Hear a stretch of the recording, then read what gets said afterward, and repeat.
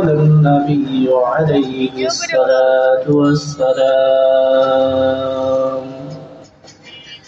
إن الله وملائكته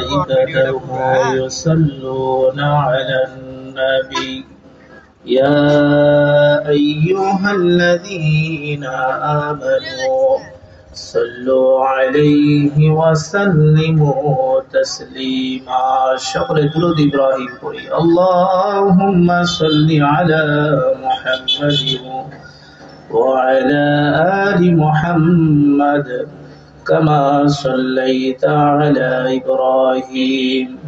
وعلى آل إبراهيم إنك حميد مجيد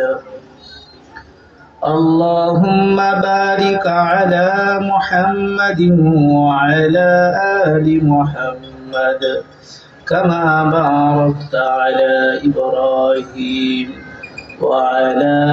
آل إبراهيم إنك حميد مجيد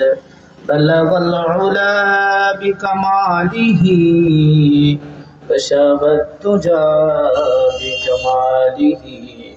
حسنت جميع خصاله صلوا عليه وآله درف شانی نے تیرے دل کو روشن کر دیا آنکھوں کو بینا کر دیا بلغ العلا بکمالہ کشف الدجى بجماله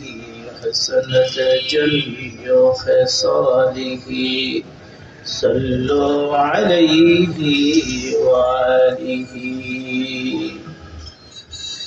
الحمد لله